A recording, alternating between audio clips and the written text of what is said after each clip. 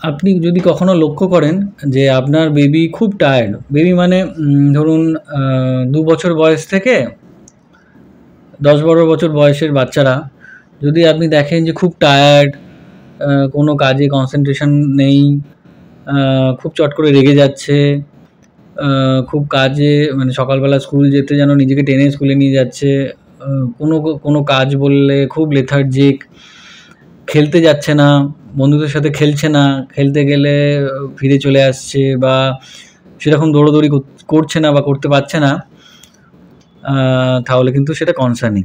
এই বয়সে টায়ার্ডনেস কিন্তু খুব একটা নর্মাল ব্যাপার নয়। বাচ্চারা হচ্ছে এনার্জি রিচ, প্রচুর এনার্জি তাদের, তারা সারাক্ষণ দৌড়ে বেড়াচ্ছে, লাফিয়ে বেড়াচ্ছে, তারপরেও তারা খুব একটা টায়ার্ড হয় না। তো আপনি যদি আপনার বাচ্চার মধ্যে যাদের বয়স 2 থেকে 15 যদি এক্সেসিভ টায়ার্ডনেস দেখেন, খুব লেথার্জিক, খুব ইরিটেবল,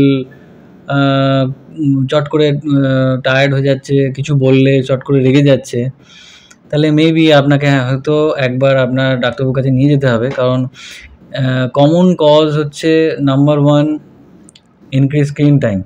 অনেক রাত ধরে বসে বসে হয়তো মোবাইল দেখছে, চ্যাট করছে, ঘুম খুব কম হচ্ছে। এক হচ্ছে অনেক রাত অবধি মোবাইল স্ক্রল করার জন্য তো ঘুমের সময় যাচ্ছে, প্লাস হচ্ছে এটা দেখা গেছে যে অনেকক্ষণ মোবাইলের দিকে তাকিয়ে থাকলে বিশেষ করে রাত্রের দিকে ব্রেনে একরকম সমস্যা হয়, তাতে আপনি তারপরে মোবাইল বন্ধ করলেও ঘুম আসতে চায় না। তো অলওয়েজ রিকমেন্ডেড আপনার ঘুমোতে যাওয়ার অন্তত ৩-৪ ঘন্টা আগে বেশি মোবাইলের দিকে না তাকানো। তো এখনকার এই সোশ্যাল মিডিয়া এবং এত কিছু আছে মোবাইলের মধ্যে যে বিশেষ করে মানে টিনেজার্স, স্মল চিলড্রেন থেকেই শুরু, small children, young adults, teenagers সবাই অনেক বেশি আমাদের স্ক্রিন টাইম হয়ে যাচ্ছে, এবং এই স্ক্রিন টাইমের জন্য আমাদের এনার্জি ড্রেন্ড আউট হচ্ছে, আমাদের স্লিপ ডিস্টার্ব হচ্ছে, এবং তার থেকে টায়ার্ডনেস হচ্ছে, এবং যেই টায়ার্ডনেস হবে অ্যাকাডেমিক পারফরমেন্স পড়বে, কমিউনিকেশন স্কিল কমবে, একটা ইরিটেবিলিটি আসবে, এবং অনেক রকম সমস্যা এবং এই টায়ার্ডনেস দেখা যাবে। সেকেন্ড কমন কজ হচ্ছে অ্যানিমিয়া। যেহেতু আমাদের একটা বড় পপুলেশন ভেজিটেরিয়ান, এবং আমরা যারা ননভেজ খাইও তারাও হয়তো সপ্তাহে 3-4 দিন খেলাম না, এবং গ্রোয়িং চিলড্রেনের অনেক রকম ফাঁসি ইটার হয়, এটা খাবো না, ওটা খাবো না, সেটা খাবো না, ফাস্ট ফুড বেশি খাবো। তো সেই সবের জন্য আয়রন ডেফিসিয়েন্সি খুব কমন আমাদের দেশে, এবং আয়রন ডেফিসিয়েন্সি হলে হিমোগ্লোবিন কম হওয়ার চান্স খুব বেশি।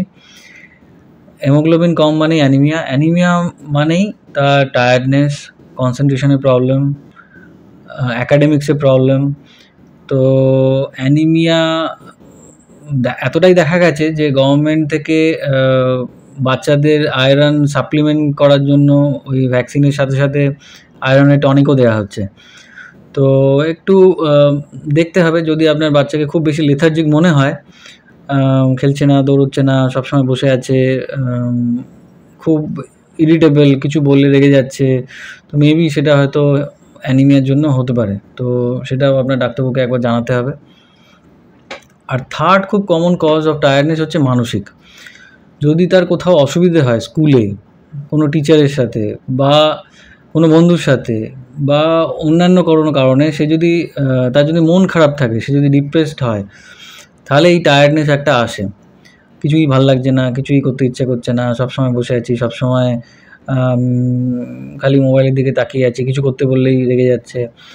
তো সেটা আপনাকে একটু বন্ধুর মতো ওর সাথে মিশতে হবে, যে ব্যাপারটাকে বুঝতে হবে যে ওর মেবি কোনো ক্লাস ভালো লাগছে না, কোনো সাবজেক্ট ভালো লাগছে না, বা কোনো সাবজেক্টে কোনো টিচার হয়তো খুব বকেছে, ওর খুব মন খারাপ হচ্ছে, বা অনেক সময় এরকম হয় বেস্ট ফ্রেন্ডের সাথে ঝগড়া হয়েছে, বেস্ট ফ্রেন্ড ওর সাথে বসছে না, অন্য কারোর সাথে বসছে, ওর পাশে বসছে না, ওর জন্য জায়গা রাখছে না, স্কুল বাসে উঠে ওর পাশে বসতে পারছে না, অনেক রকম অনেক কিছু থাকতে পারে, তাতে ওর মন খারাপ হতে পারে। এবং খুব ট্রিভিয়াল জিনিস, যেটা ওর কাছে হয়তো খুব বড় জিনিস, যেটা আপনি ওর সাথে বন্ধুর মতো মিশলে বুঝতে পারবেন, এবং জিনিসটা হয়তো আপনিই বসে ক্লিয়ার করে ফেলতে পারবেন, তাতেই দেখবেন ওর ডিপ্রেশনটা কেটে গেল।